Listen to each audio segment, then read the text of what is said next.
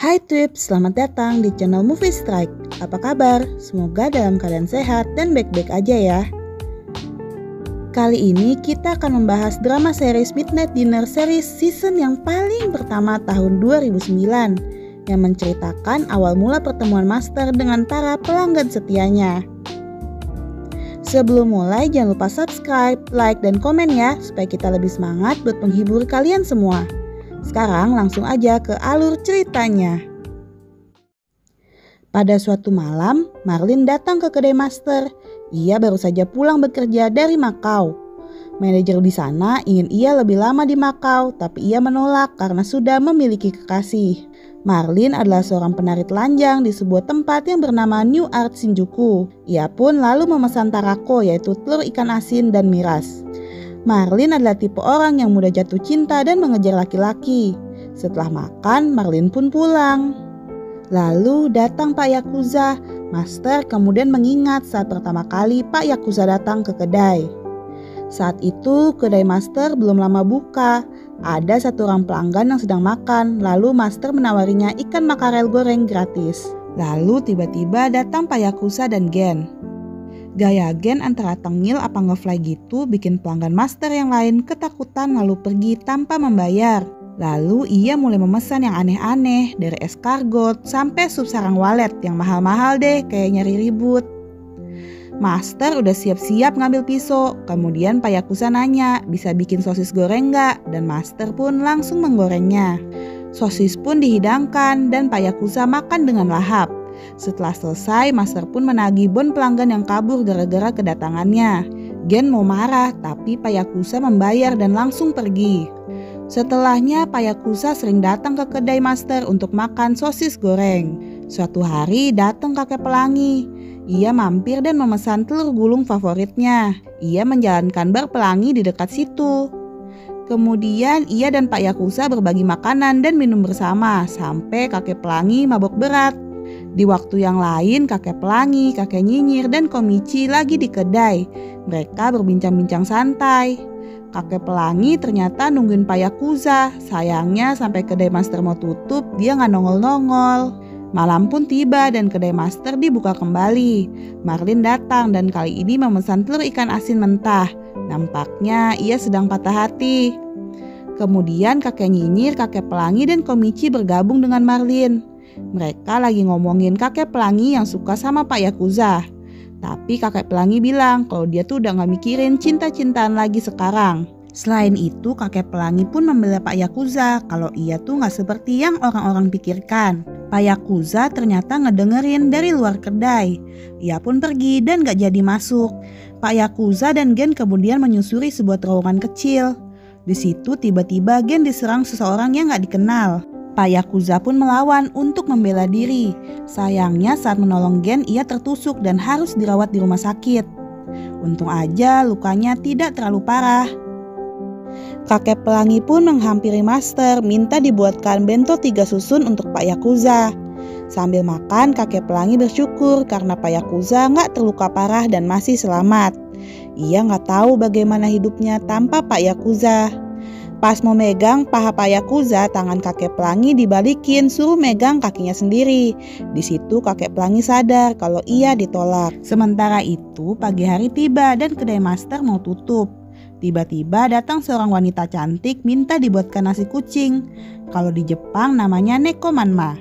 Itu merupakan makanan kesukaan Master juga. Pas banget Master juga lapar, lalu ia segera membuat 2 porsi nasi kucing. Wanita itu bernama Miyuki. Ia adalah penyanyi NK. NK itu sejenis genre musik balada yang nyanyinya pakai cengkok.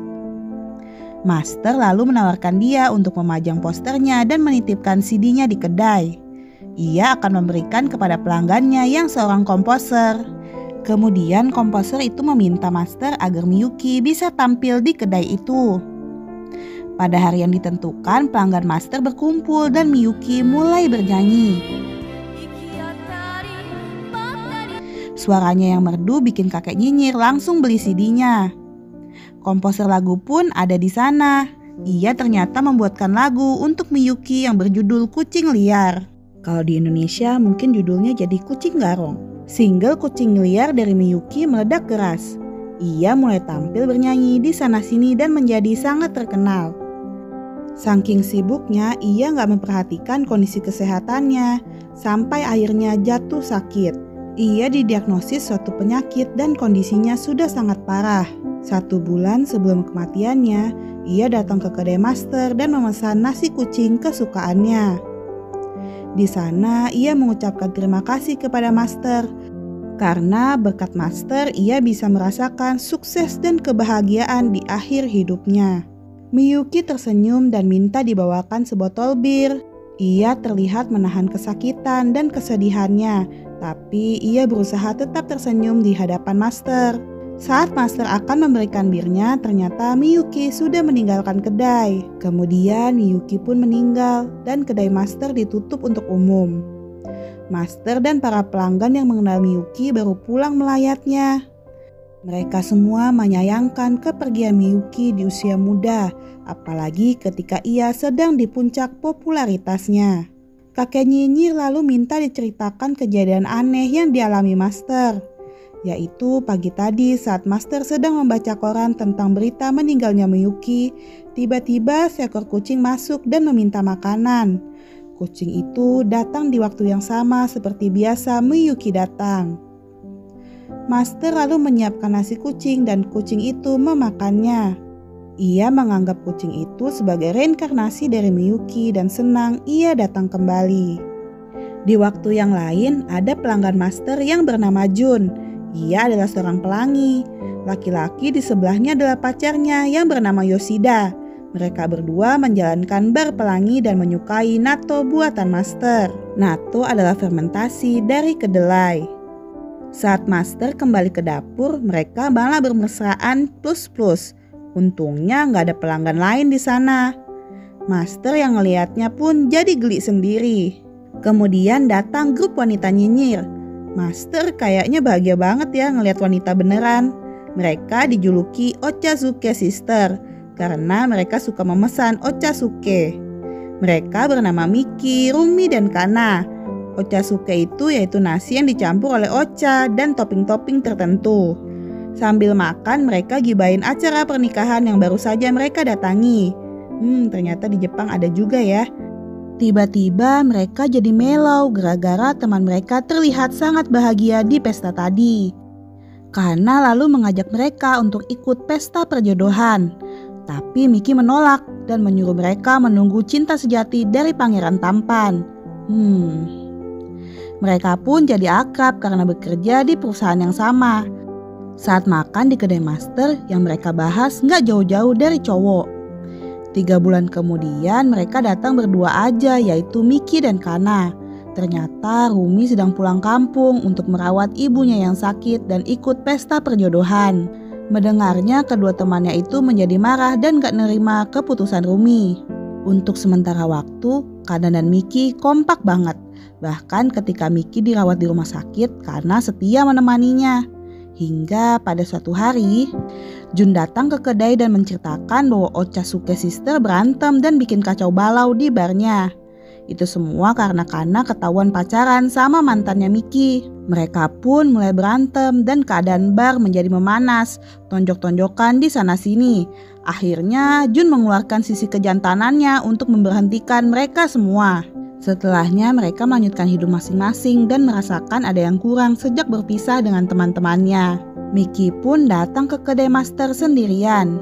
Ia curhat sama master, intinya dia tuh kayak terobsesi gitu sama persahabatannya.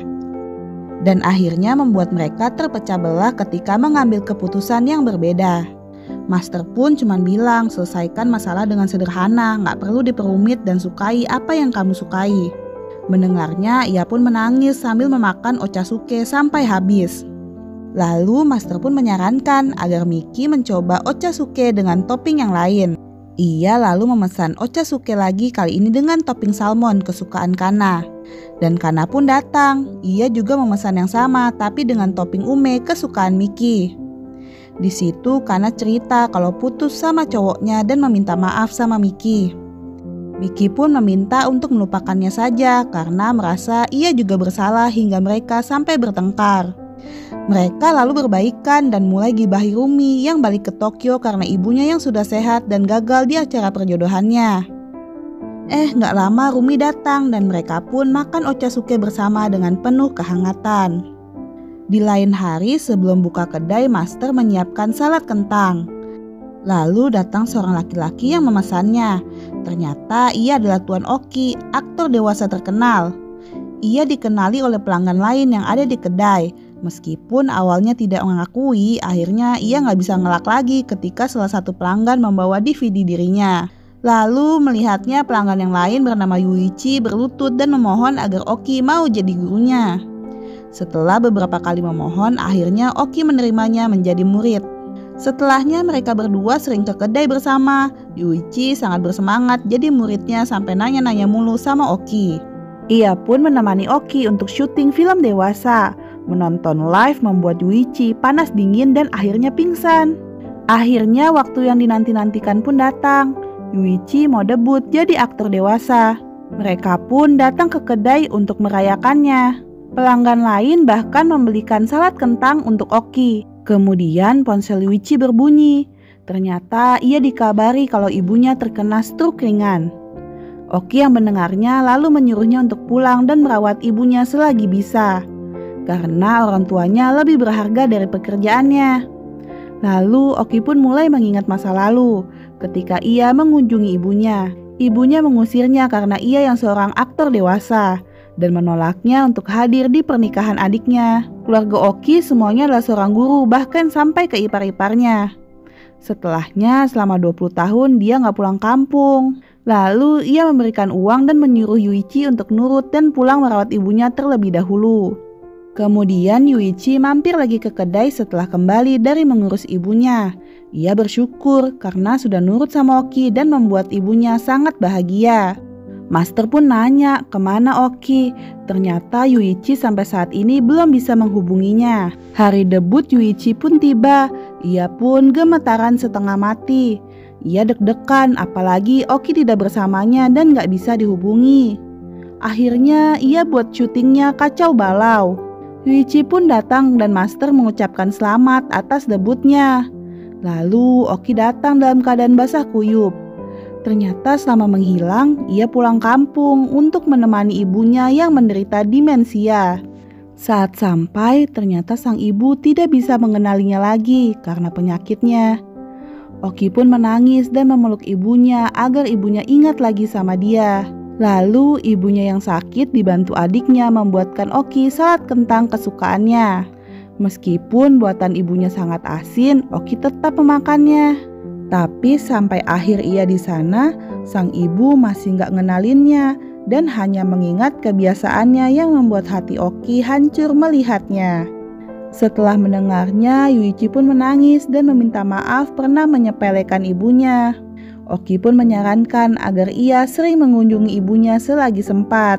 Dan malam itu diakhiri dengan perasaan sedih dan haru dari semua orang yang berada di kedai. Pada suatu malam, Ochazuke Sister datang ke kedai. Mereka lagi ngomongin teman mereka yang akan menikah. Kemudian datang Komichi dengan seorang laki-laki. Ia bernama Toyama Masao yang seorang kritikus makanan, kelompok yang dibenci oleh Master. Ia mulai membicarakan tentang review makanan yang menurutnya gak bagus dan akan mengajak Komichi gantian ke restoran langganannya. Kemudian datang Pak Goro, seorang musisi jalanan yang suka makan nasi mentega di kedai Master. Sebagai bayarannya, ia lalu menyanyikan satu buah lagu untuk menghibur Master dan pelanggannya. Saat melihat Goro masuk, Masao hanya terdiam seperti kenal dengannya.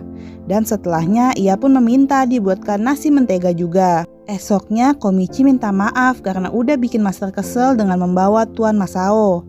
Niatnya sih cuma buat memperkenalkan masakan yang sesungguhnya kepadanya. Yang diomongin muncul, dia pesen nasi mentega lagi. Masao lalu menanyakan tentang Pak Goro dan Master bilang kalau dia cuma datang setiap hari Kamis doang. Setelahnya selama 3 bulan setiap hari Kamis, ia selalu datang ke kedai dan menjadi pelanggan tetap Master. Tapi selama itu juga Goro belum terlihat. Hingga pada suatu hari, Goro datang dan pamit serta berterima kasih atas semua kebaikan Master selama ini. Dia nggak bisa lagi jadi penyanyi jalanan karena patah tulang jari. Ketika mau pulang, Masao memperkenalkan diri. Ternyata ia adik dari mantan kekasihnya Goro. Sepertinya mereka berpisah karena Ritsuko, yaitu kakak Masao, akan dijodohkan sama orang tuanya. Tapi akhirnya ia menolak dan datang ke Hakodate tempat tinggal Goro. Sayangnya ia udah pindah. Setelahnya Ritsuko mengalami pasang surut kehidupan, tapi ia masih melajang hingga saat ini. Ia juga memiliki usaha bar karaoke di Hakodate. Masao yakin bahwa kakaknya masih menunggu Goro. Kemudian Master datang dan menyajikan nasi mentega. Lalu mereka berdua mulai makan dengan cara yang diajarkan Ritsuko. Setelahnya Goro menyusul kekasihnya Ritsuko dan membantunya menjalankan karaoke bar. Masao masih sering datang dan memakan nasi mentega di kedai Master. Ia gak punya rencana untuk mereview kedai Master karena takut rame dan gak bisa datang lagi ke kedai. Selain itu, gimana cara nge-review nasi mentega? Mereka pun menghabiskan malam itu dengan pesta nasi mentega dan film pun berakhir. Terima kasih sudah menonton alur drama series part 1. Nantikan part selanjutnya ya. Jangan lupa subscribe, like, dan komen channel ini. Sampai jumpa di video selanjutnya. Bye-bye.